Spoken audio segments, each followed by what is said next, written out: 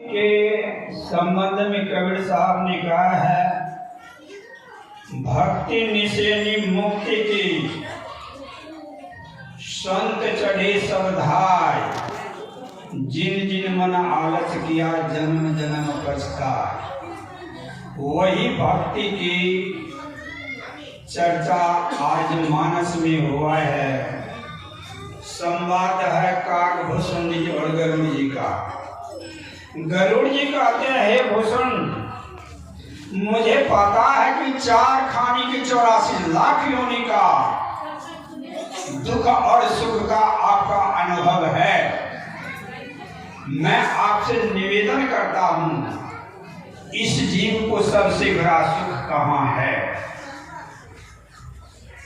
तो काकभूषण जी कहते हैं, हे पक्षीराज गरुड़, जो भी मेरा निज अनुभव है वही मैं कहता हूं, सुनो। सही में मैंने 4 खानी की 84 लाख योनि भ्रमण किया, लेकिन 84 लाख योनियों का मुझे दुख और सुख का अनुभव है, क्योंकि भगवान शिव और मेरे गुरु महाराज के आशीर्वाद है। लेकिन हे पक्षीराज गरुड़, मैंने अनुभव किया जीव को सबसे बड़ी सुख राम की भक्ति में है। पक्षीराज गरुड़ कहते हैं, काकभूषण जी, आपके जैसे जैसे भक्त तो बहुत होंगे। कहा गवाही आप दीजिएगा? कहा जरूर देंगे। कहा दीजिए। तो काकभूषण जी कहते हैं, शिविया जिसो के सनिकादिक नारद जे मोनि काम में भी 4 विसार दे, सभी कर माते खगे नायक करिए राम पद पंकज ने। का पुराण से भी दीजिएगा? का जरूर देंगे। का दीजिए।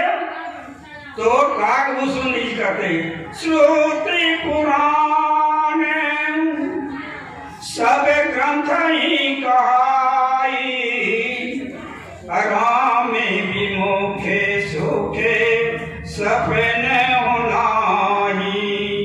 कि कहते हैं, राम के भक्ति से अलग होकर के जीव को सुख नहीं। तो राम की वह भक्ति क्या है? माई दाई को देखते हैं, फूल लेते हैं, किसी के कपालों पर छिटना शुरू कर देते, अगरबत्ती दिखा देते हैं। तो अनेक तरह की यही है राम की भक्ति। ये राम की भक्ति नहीं है। तो इसका गवाही पुनः सद्गुरु महर्षि मिनि ब्रह्मणि महाराज कहते हैं कि राम की भक्ति तो है बिंदु ध्यान विधि नाद ध्यान विधि सरल सरल जग में प्रचार। जबकि भक्ति के बारे में भगवान श्री राम सबरी को भी बताए 9 तरह की भक्ति। पहली भक्ति है संतों का संग, दूसरी है राम की कथा को सुनना, तीसरा है राम के गुणगान करना, और आगे है ध्यान करना। तो सुबह में ध्यान के संबंध में ही चर्चा हुआ कि यदि मानव के जीवन कृत यदि पाप हो तो वह कैसे साफ हो जाएगा? तो वहां पर का यदि पहाड़ के समान यदि पाप हो तो वह बिंदु ध्यान के द्वारा साफ हो जाता है। लोगों को जो अपने जीवन में कर्म करते हैं, मन में शंका बने रहते हैं कि हमसे पाप हो गया, वह तीर्थ धाम कर करके अपने पाप को साफ करने के लिए चाहते हैं। द्वापर की बात है, जिस समय में भगवान श्री कृष्ण विराजमान थे उस समय की बात है। सवेरे सवेरे भगवान कृष्ण के दरबार में एक दक्ष कन्या आई, यक्ष की बेटी। वह लड़की बोलती है दरबार से, क्या भगवान श्री कृष्ण है दरबार में? कहा है। कहा मुझे मुलाकात करवा दीजिए। दरबारियों ने जाकर के कहा, भगवान एक नवयुवती लड़की खड़ी है दरबार में, कहते हैं आपसे दर्शन करने के लिए चाहती है। कहा तो रहने के लिए मैं आ रहा हूँ। ये जा करके कहा भगवान श्री कृष्ण पहुंच भी गया, प्रणाम किया, कहा बोलो लड़की क्या करने के लिए चाहती हो। कहा भगवान मेरे जीवन में मुझसे कुछ ऐसे दोषकृत कर्म हो गया जिससे मुझे पाप लग गया। वह पाप को मैं साफ करने के लिए ब्रह्मा जी के यहाँ गए थे, तो मैंने ब्रह्मा जी से यह बात जब रखे तो ब्रह्मा जी ने कहा कि भगवान श्री कृष्ण अभी नारायण का अवतार है, उसी के निकट जा करके तुम्हारी पाप साफ हो जाएगा। इसलिए मैं आपके दरबार में आपका दर्शन कर रहा हूँ कि मेरी पाप साफ हो जाए। सुनिए वहां पर भगवान खड़े हैं और दर्शन दे रहे हैं, लेकिन भगवान क्या कह रहे हैं। कहा तुम चले जाओ नीलगिरी के सुमेरु पर्वत पर, उत्तर दिशा में एक गुफा है, वहीं पर बैठ करके तू ध्यान करना तो तेरी सारी पाप साफ हो जाएगा। सत्संग योग में सुबह में आया आदि पहाड़ के समान पाप हो तो वह ध्यान के द्वारा नष्ट हो जाता है। यहाँ भगवान श्री कृष्ण क्या करे, जब भगवान के दर्शन हो गया पाप उनका रह गया, लेकिन भगवान भी कहते तो जाकर के ध्यान करो। ये जाकर के गुफा में बहुत दिन तक ध्यान किया। उसी क्रम में एक दिव्य पुरुष खड़ा हो गया। कहा लड़की तू क्या कर रही है। कहा भगवान श्री कृष्ण का मैं जाप जप रही। कहा तू जाप जपना छोड़। कहा मैं क्या करूंगा, करूंगी। कहा तो भगवान श्री कृष्ण के रूप को ध्यान करो। वह ध्यान जब करने लगी तो भगवान श्री कृष्ण को हूबहू देख रही थी। दिव्य पुरुष पुनः खड़ा होते हैं। कहा बेटी तू क्या कर रही है। कहा मैं भगवान श्री कृष्ण का ध्यान कर रहा हूँ। कहा तू रूप को छोड़ दो। कहा क्या करेंगे। कहा तू दोनों नैनों के बीच में एक बिंदु को देख। जब वह दोनों नैनों के बीच में एक बिंदु को देखने लगे थे, उनके अंदर में प्रकाश उत्पत्ति हो गई। बहुत दिन तक जब देखे रहे तो वहां पर भी कहानी में है कि एक दिव्य पुरुष खड़ा हो गया। अब यह प्रकाश की क्रिया जो है जिसमें ये समा गई, ये समाने की क्रिया जिसे कहा गया, गुरु महाराज ने कहा बिंदु ध्यान विधि, नाद ध्यान विधि, सरल सरल जग में पड़ जाए।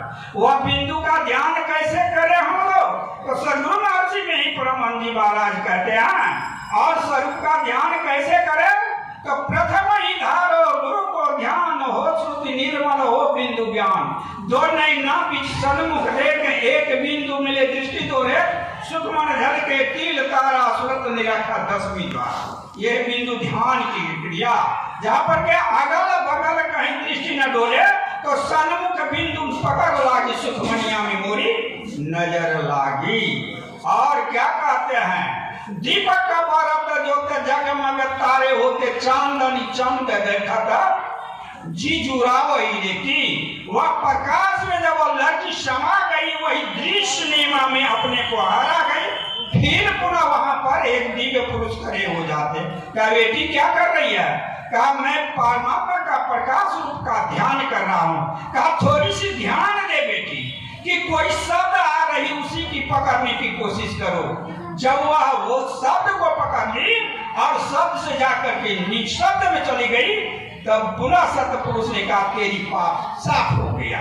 इसलिए कैसे हम लोगों की पाप साफ हो, मुक्ति कैसे हो, यह बिंदु ध्यान विधि, नाद ध्यान विधि, सरल सरल जग में पड़तानी। क्या क्या आ गए, मानस जाप भी आ गया, मानस ध्यान भी आ गया, दृष्टि साधन भी आ गया, और सूरत सब योग की चारों क्रिया। माने कहने की मतलब है जब तक नहीं होगा तब तक पाप साफ नहीं होगा। हम लोग जाते हैं तीर्थ धाम, गंगा में स्नान करते हैं, स्नान कर लेते हैं आंख बंद, गंगा माई प्रेरित करके तुम्हारी अंदर है तो आंख बंद कर लेती। देवता के मंदिर जाते हैं, देवता प्रेरित करता मैं तुम्हारी अंदर हूँ तो अपने में ही देखो। इसलिए यह मनुष्य का शरीर जो है यह साधन का धाम है।